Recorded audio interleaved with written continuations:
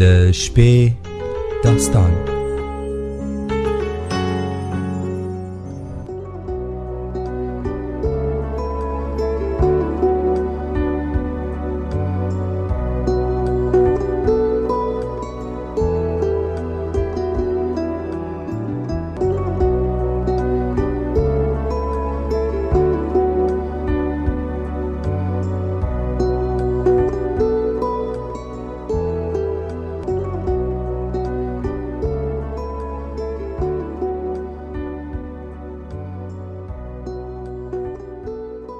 د وکمن او بخونکي ذات په سپېڅلې نامه. سپوږمۍ راډیو قدرمنو اورېدونکو او په ځانګړي ډول د شپې داستان خپرونې درنو مینوالو سلامونه، ستړي مه شئ او له رنګینیو ډکه شپه مو په خیر. د دې یو وار بیا مو زه سلیمې ورور د شپې داستان خپرونو په لړ کې هغه ماشوم ته لیک چې هیڅکله ونه زیږېد په زړه پورې ناول له یوې بلې برخې سره هرکلی کوم. هیله ده د خپلو درنو کورنیو ترڅنګ له سوکالیو او آرامیو ډک ژوند ولرئ او د نن شپې داستان تر پایه هم راسره پاتې شئ. په همدې هیله راځو او د داستان دا برخه راپیلوو.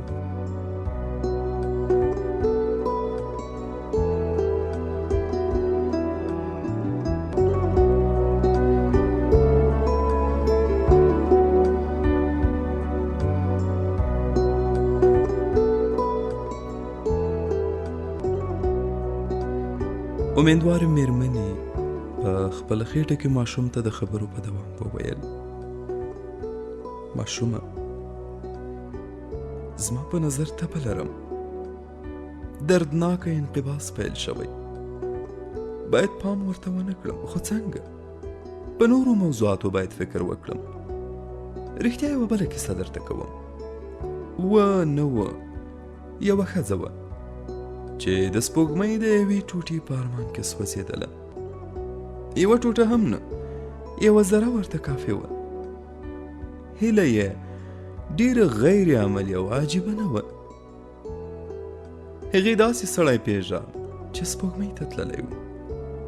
په هغه وخت کې سپوږمۍ ته تلل د ورځې موډ ګرځېدلی و. انسانان به د نړۍ له هر کونجه په وسپنیزه سفینه کې سپرېدل.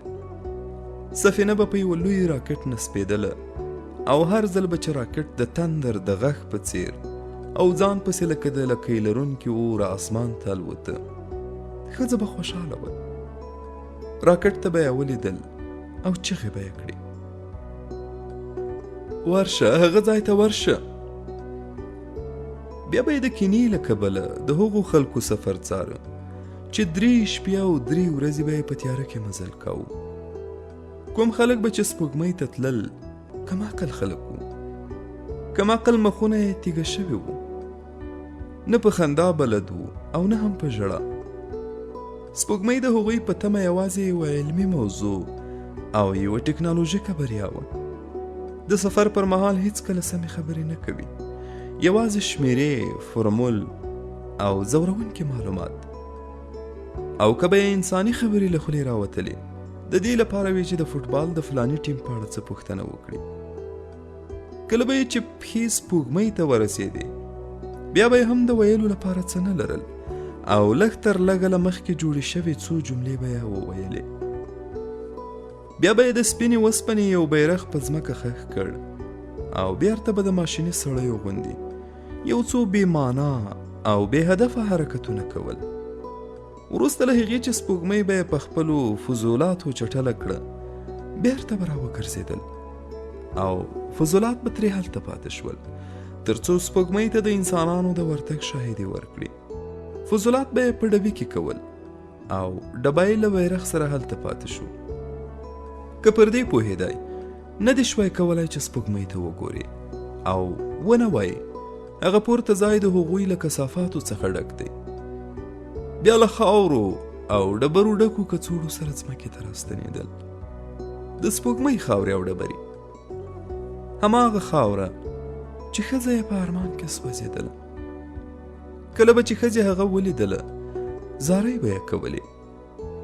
ما به زارۍ کولې: لږه سپوږمۍ راته راکوئ، تاسو خو ډېره لرئ. خو هغوی به تل ځواب ورکاو نه نشو کولای، اجازه یې نه لرو. ټول شیان به په لابراتوارونو او د هغو خلکو په میزونو ایښي وو چې سپوږمۍ ورته یوه علمي موضوع او ټکنالوژیکه بریا وه. احمق انسانان وو ځکه روح یې نه درلود. دې سره بیا هم په فضانوردانو کې یو نفر تر نورو ښه ښکارېده ځکه له خندا او ژړا سره بلد وو. دی کوچنی او بدرنګه وو، غاښونه یې ګډوډ وو او ویریده. د دې لپاره چې خپله ویره پټه کړي خندل به یې، مسخره خولۍ به یې په سر کوله چې لږ جرأت به یې ورکاو.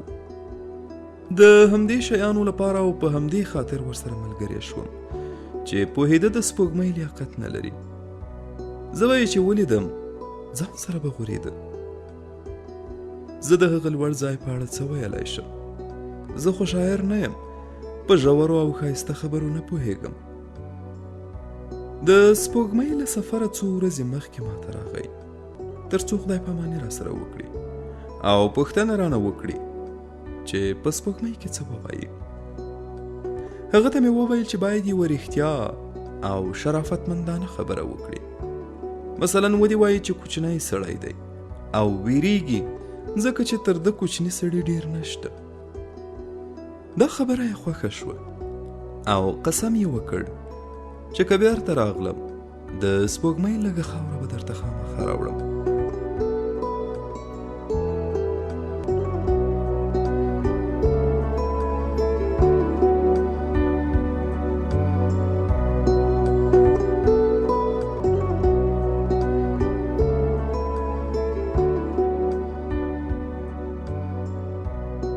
کله چې بیرته راغی کاملا بدل شوی و. هر ځل چې به مې ورته زنګ واهه چې راکړې ژمنه ور یاده کړم ځان به یې تېراوه. بیا یې یوه شپه زه د ډوډۍ لپاره خپل کور ته دعوت کړم او زه هم چټکه هلته لاړم. فکر مې وکړ آخر یې پرېکړه کړې چې سپوږمۍ ماته راکړي. د ډوډۍ پر میز مې صبر ختم شو او ډوډۍ مې نیمګړې پاتې شوه. کله چې خپله ډوډۍ وخوړه ویې ویل اوس به درته سپوږمۍ در وښیم. خدای ونه ویل چې اوس به درته سپوږمۍ درکړم. زه د دې دوو جملو توپیر ته متوجه نه شوم. اوس یې هماغه مسخره خولۍ پر سر وه، هماغسې یې خندل او ما دا اټکل نشو کولی په اسمان کې هغه یوه زره روح هم له لاسه ورکړی چې پخوا ما پکې لیدلی و. سترګک یې وواهه او زه یې د خپل کار دفتر ته بوتلم لکه لوبې چې کوي. یو بکس یې خلاص کړ چې ډېر شیان پکې وو: بیلچه، کولنګ، پایپ، عجیبه نقره‌یي رنګ خاوره چې مخ یې پټ و، د سپوږمۍ خاوره. د زړه درزا مې زیاته شوه، زړه مې په شدت رپېده. لاس مې اوږد کړ، بیلچه مې راواخیسته چې داسې سپکه وه لکه هیڅ وزن چې نه لري. خاوره پرې لکه د وریژو اوړه نرمه پرته وه. په پوستکي به چې کېناسته داسې ښکارېده لکه د سپینو زرو ګرد چې وي. نشم کولی هغه احساس تشریح کړم چې زما پر بدن د سپوږمۍ د خاورې له لګېدو مې پیدا کړ. شاید په هغه شیبه کې داسې وه لکه په فضا او زمان چې خپره شوی یم، لکه له لاسه لرې یې وشي هماغه ابدیت ته چې مې لاسرسی پیدا کړی وي. دا هغه شی و چې اوس یې فکر کوم، ځکه په هغه وخت کې مې د فکر کولو ځواک نه درلود. اوس هم چې هڅه کوم خپل خاطرات راوسپړم نشم کولی درته ووایم چې کله مې بیلچه په لاس کې واخیسته ډېر وخت هکه پکه پاتې وم او نه مې لیده چې هغه لږ لږ خپل صبر له لاسه ورکوي. هغه ویریده هسې نه هغه خزانه چې دا یې چاته خاطرات هم نه ورکوي ترې پټه نه کړم. کله چې دې حالت ته متوجه شوم خزانه مې بیرته ورکړه او ورو مې وویل ډېره مننه، اوس سپوږمۍ راکړه. فوراً یې څېره بدله شوه. خو همدا اوس مې درکړه، اجازه مې درکړه چې لمس یې کړې. فکر مې کاوه چې ټوکې کوي. تر کلونو اوږدې دقیقې تېرې شوې تر څو پام مې شو چې ټوکې نه کوي او خپله ژمنه یې د بیلچې په لمس کولو پای ته رسولې. هغه فقیران را یاد شول چې حق لري ګاڼې یوازې د ویترین له شا وګوري او له لرې هغه لوی جشنونه وګوري چې پخپله پکې ګډون نشي کولی. زه هم دومره حیرانه وم، په دې دردمند او ګنګ سوم چې هغه وخت یې تېر ایستم. هغه مې ورته نشو ښودلی، یوازې مې له ځان سره تکرارول. کاشکې مې هغه ته ویلی شوی چې څه خباثت کوي.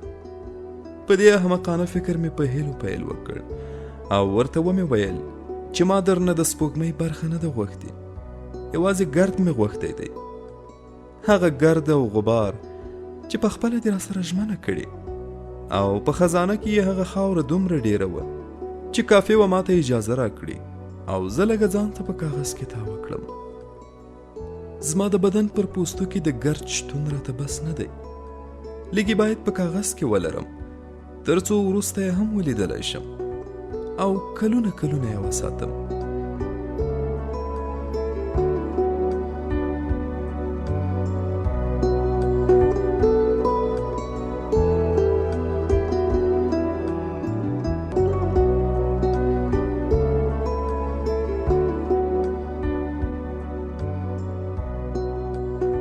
هغه پوهیده چې دا زما پخوانۍ هیله ده او ناڅاپي هوس نه دی.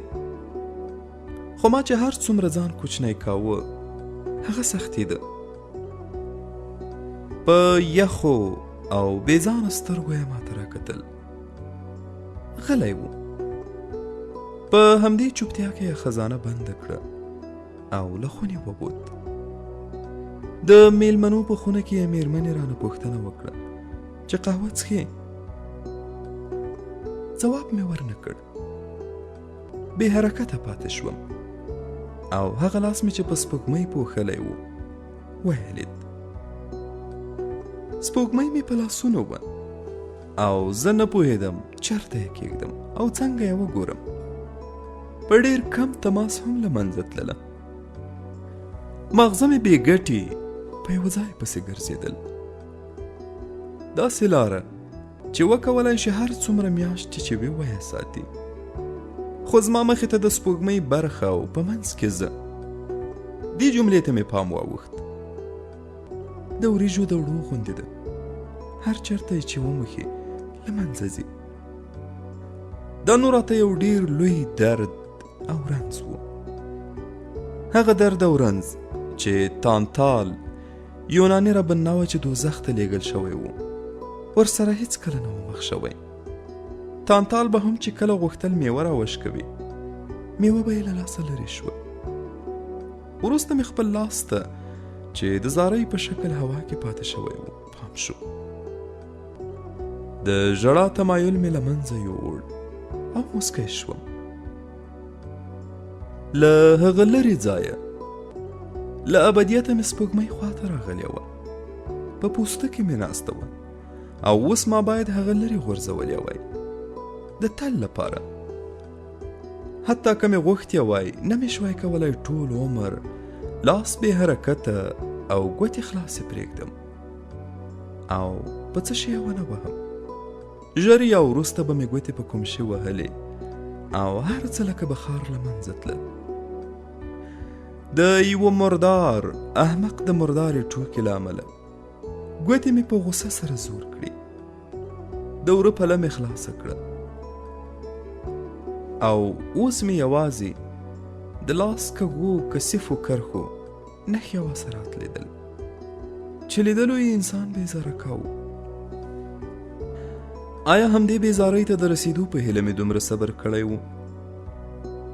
د لاس تلی مې په بکس وموښه. نښه چې پاته شوه یوه غوړه کرښه وه لکه د اوښکو لوی څاڅکی. له هغه ځایه چې لاړم سپوږمۍ سپینه وه او په خپله رڼا یې شپه روښانه کړې وه.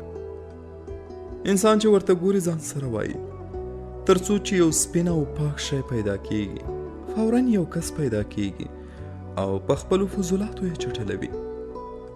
بیا انسان له ځانه پوښتنه کوي ولې؟ آخر ولې؟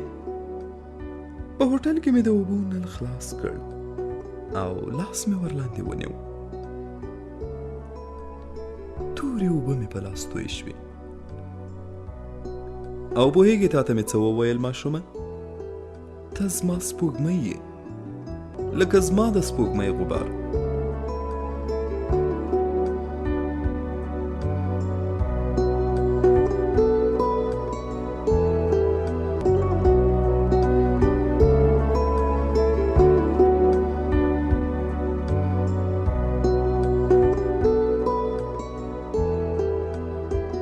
انقباضونه شدید شوي دي او نوره نشم کولای موټرواني وکړم.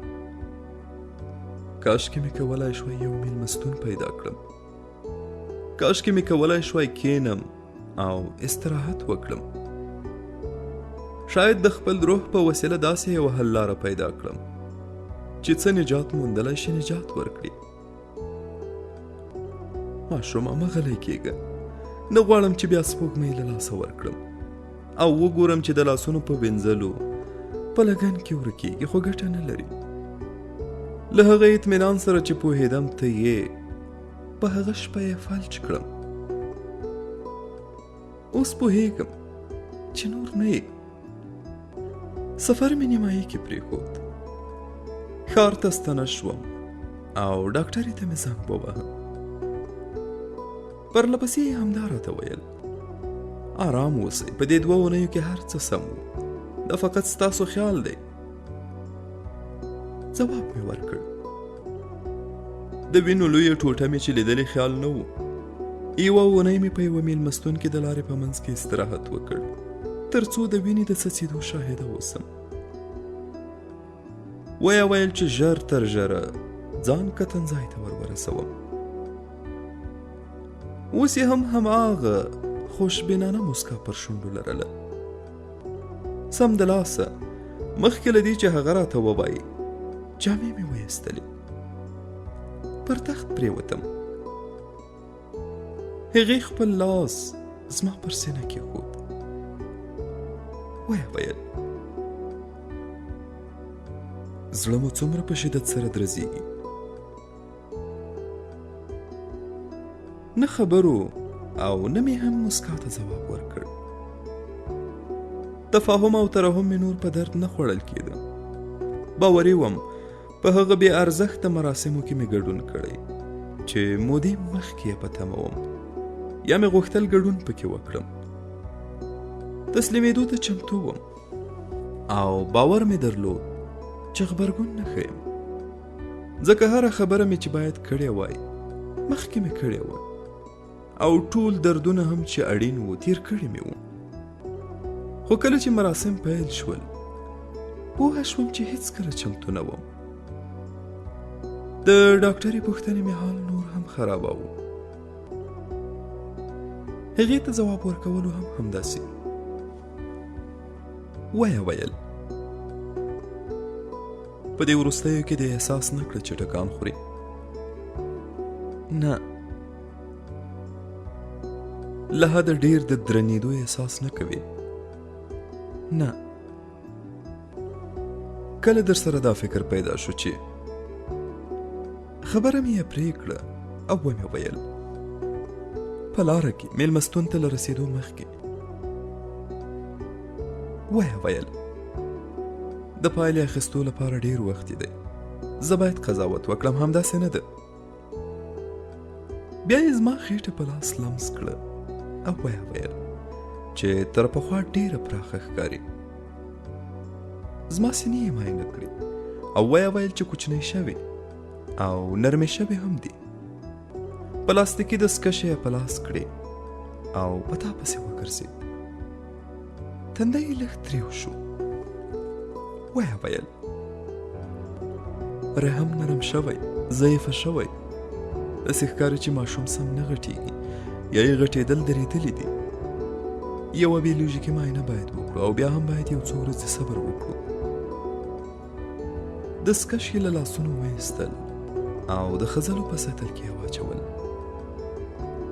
لاسونه یې د تخت دواړو خواو ته تکیه کړل او ما ته یې په غمګین ډول وکتل. ښه به دا وي چې حقیقت درته ژر ووایم. تاسو حق لرئ. د ماشوم غټېدل له یوې دوو یا شاید هم له 3 اونیو مخکې درېدلې وي. هیله کوم زړوره اوسئ. هر څه ختم شوي. ماشوم مړ شوی.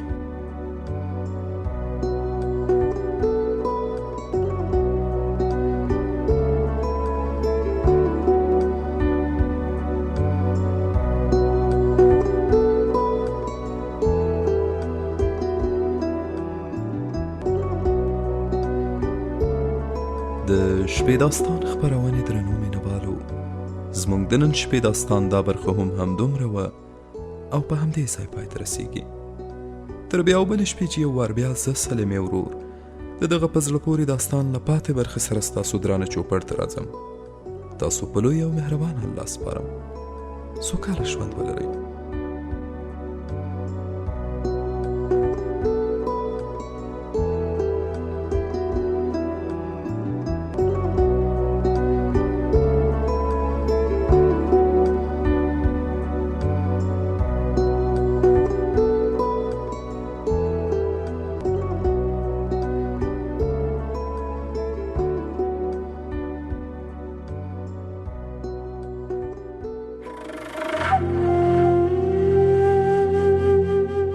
د شپې داستان.